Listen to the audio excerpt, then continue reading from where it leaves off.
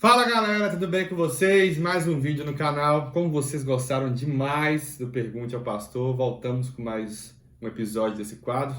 Com ele, Pastor Ayrton. Para quem não viu o último episódio, volta lá e veja, vai ter um card aqui em cima. Meu pai, para quem não sabe também e não viu o vídeo. As pessoas gostaram do vídeo e te requisitaram de novo. Estamos aí, né? Tamo aí, né? Na verdade, não tem como ser diferente quando você fala do amor de Jesus Cristo. As pessoas, elas interessam, porque Deus, ele é maravilhoso e acima de todas as coisas, ele é misericordioso. Uhum. Bom, a primeira pergunta, uma pessoa que você conhece bastante, na verdade, as quatro que chegaram hoje, o senhor conhece bastante. A pessoa perguntou assim: pode ser qualquer pergunta? Pode, que você já está fazendo, né? Tipo, quem é a nora mais linda que ele tem? Ana Raquel, não tem outra e se aparecer, Não aparece outra não conheço. Se aparecer outra, né, é coisa do inimigo, isso é certo. Não tem como reconhecer. Tá. Pastor, nos tempos de hoje, qual tem sido a maior dificuldade de apacentar as ovelhas? Entre muitas dificuldades, tem uma que eu gostaria de pontuar: a falta de comprometimento no reino. As pessoas são comprometidas com todas as coisas. E quando se trata de igreja, ela gasta mais tempo justificando do que adorando. E quando está dentro da igreja, ela já chega com a intenção de ir embora, porque na verdade não perde-se o interesse da adoração. Eu acredito que o mundo está sendo impactado por essa desmotivação do meio do reino de Deus. E a portabilidade de igreja para igreja nunca houve tanta facilidade com tanta frequência nos dias de hoje. Na realidade também, né, além dessa questão de compromisso, falta de compromisso, o que mais pega para mim isso tudo, é igual o senhor falou, é que já vem com hora contada para ir embora, né? É uma frase que a gente fala muito aqui em casa. Não, chega atrasado mas e quer acabar. Não quero nem considerar isso aí, não. É interessante. Mas, a assim, gente não quer falar, não ser pesado, mas observa. O sujeito tira o dia para adorar a Deus. Quando chega, chega atrasado. E quando passa um minuto, reivindica. Mas quem cobra dele quando ele chega atrasado? Ninguém, o pastor, né? Não pode falar.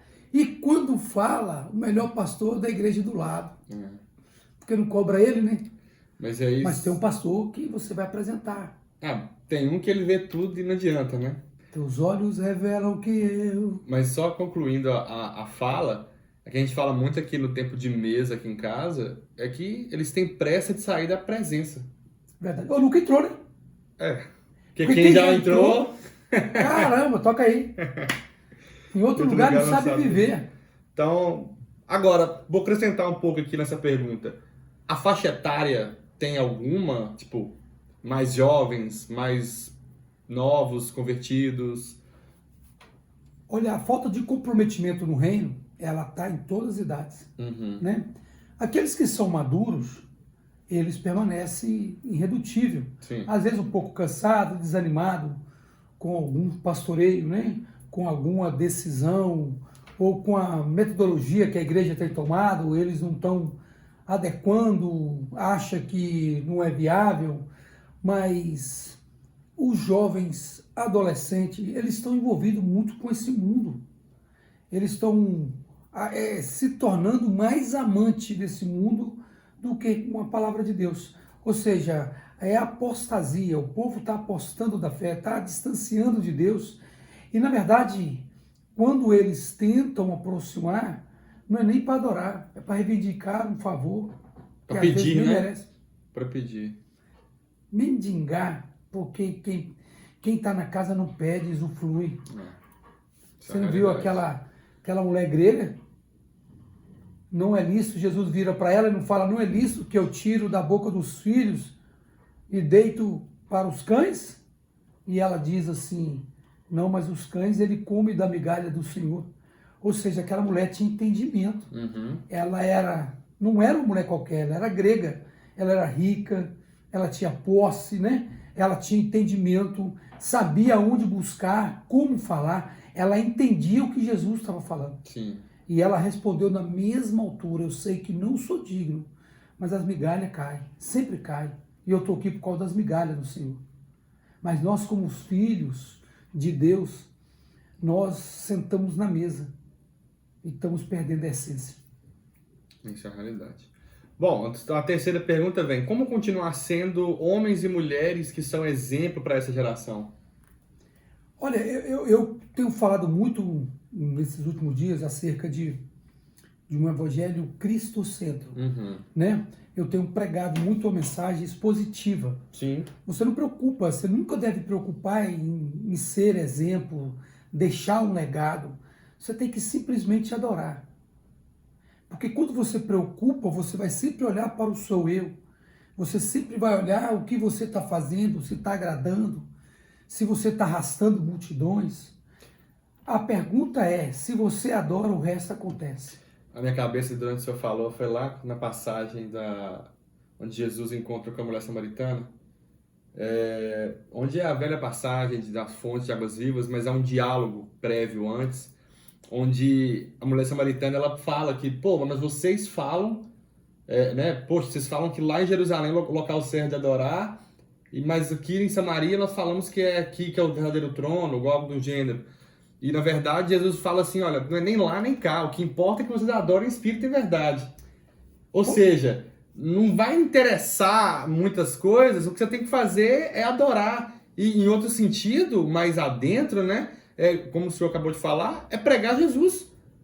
O que converte a pessoa a vir ao cristianismo, a vir, no nosso caso, né, como protestante, é vir diretamente, a gente levar a palavra, ser testemunhas do que Jesus fez na terra e ainda faz, e além de tudo, entender que não é pela minha e pela sua força, porque é pelo Espírito que convence a própria pessoa. A verdade é que a geração cristã, nesses últimos tempos, está doente, né?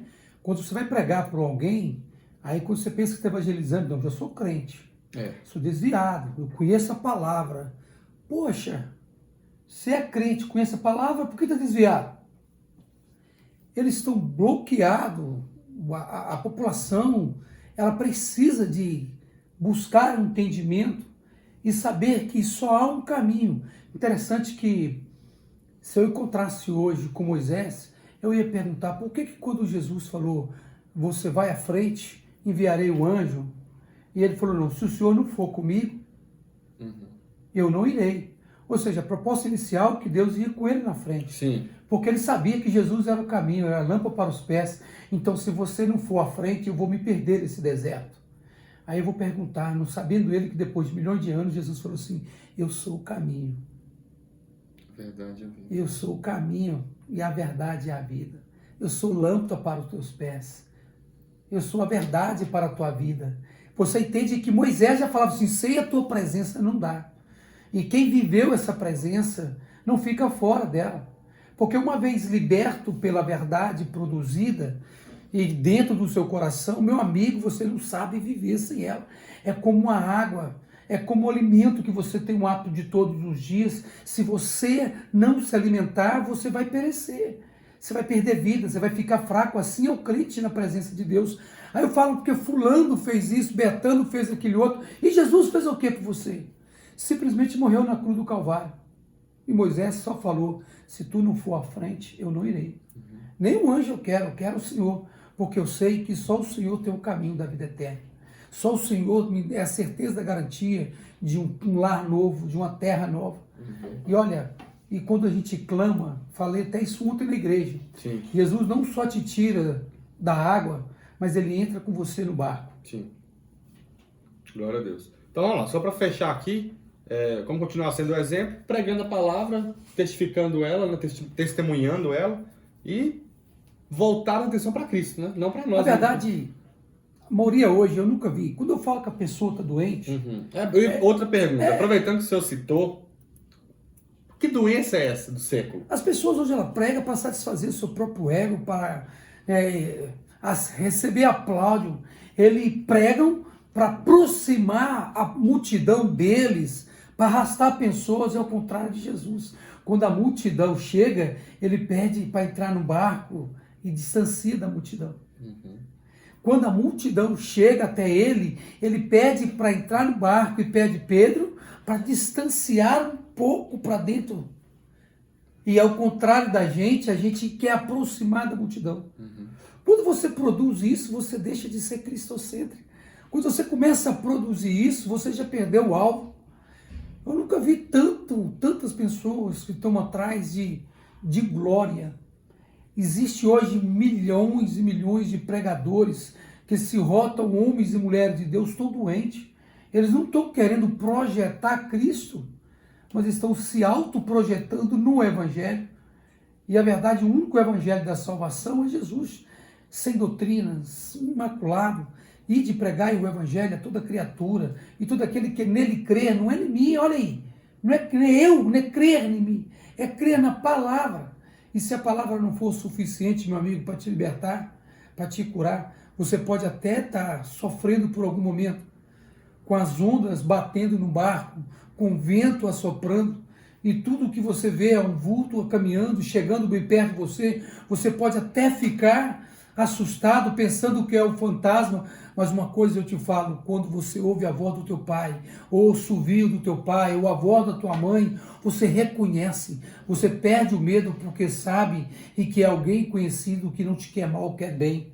E quando você tem esse entendimento que essa pessoa que está do seu lado te quer bem, e que acima de todas as coisas ele deixou o Consolador para nos consolar e foi construir algo maior, aquilo que o homem briga na terra, você vai pisar no céu.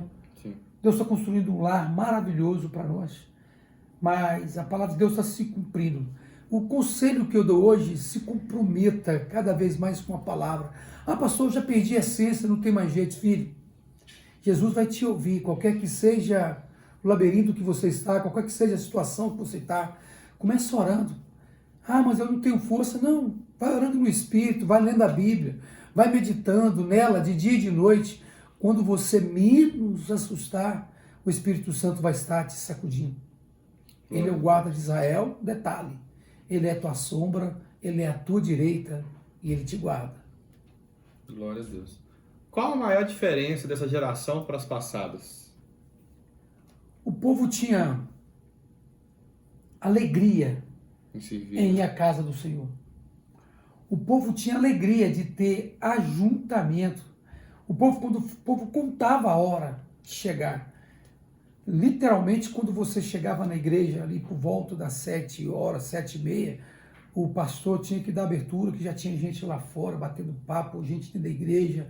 As pessoas tinham pressa de ir à casa do Senhor. As pessoas tinham desejo.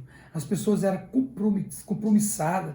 Elas não eram interessadas. A diferença do passado para o presente, que existia um povo compromissado, hoje existe o mesmo povo interesseiro.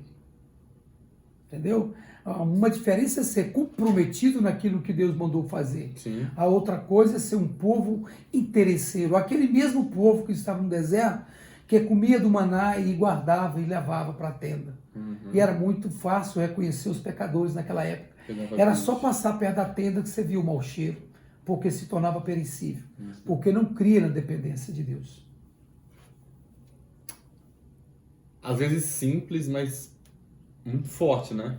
Na verdade, os papéis acabaram se invertendo. Em vez de eu ir à casa para buscar, né? Ou melhor dizendo, até para entregar, né? Porque pelo compromisso que eu tenho com Cristo, eu vou para buscar, né? E antigamente mandávamos nós assim, né? O que é relatado na Bíblia, mandávamos um cordeiro imaculado para não uma oferenda, né? Um sacrifício vivo a Deus, para aí então termos todo um trabalho, termos uma resposta mediante o sacerdote. Ainda tinha toda aquela questão de se o sacerdote não estivesse em acordo com o que era estipulado, morria, né? Na verdade, não fluía. Hoje o povo é muito seletivo, né? Sim. Eles vão à igreja e, Se é o pregador X, A que vai pregar, não vou, é muito seletivo. Sim. E quando vai, nunca agrada da mensagem, com coisa que o pregador, né, tem que pregar uma palavra para ele, Sim. tem que cantar para ele, tem que tocar para ele. Hoje o culto não foi bom, não é muito comum dizer isso, com coisa que as pessoas que vão na igreja fazer culto para você. Isso. É crente, vai converter. Nós reunimos na igreja, é para pregar o evangelho, né? Mas é para Deus. Nós adoramos, nós reunimos para adorar a Deus. Agora, pregar o evangelho a gente prega na rua, nas praças, mas na igreja não. Aí o povo hoje está doente, porque acha que tem que ir para a igreja, Deus tem que falar com ele, Deus tem que suprir as suas necessidades. Aquele mensageiro, aquele cantor, aquele louvorista, aquele instrumentista não é bom o suficiente. O cara está levando uma vida miserável e quer encontrar sossego na casa de Deus. Ali, meu amigo, você tem que ir, já é sossegado. Você tem que queimar e arder. E único, exclusivamente para Deus. Então, nada ali é feito para vanglória de alguém, a não ser para Deus. Enquanto você não entender isso, você vai ficar especulando.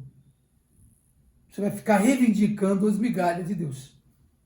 Amém.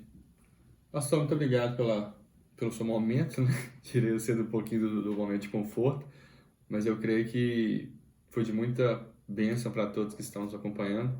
Uma mensagem para eles? Esforça-te e tem de bom ânimo. Eu te ajudo. Não, eu sou falho tanto quanto você, mas existe um que te ajuda. Clama por ele. Ele entra com você no barco. Ele acalma o vento. E o resto acontece. Sabe por quê? Por causa de você. Ele entra no barco porque já percebeu o batimento do seu coração, já percebeu toda aquela frustração que você passou por algum momento. E quando ele entra, ele faz isso, ó, descansa você, e só para quem tem intimidade. Jesus está disposto a fazer muito mais do que você precisa e necessita. Creia nisso. Amém. Meus queridos, fiquem com Deus. Até a próxima e tchau, tchau. Tamo junto. Não há outra nora, hein? É só uma. Ana Raquel, minha princesa.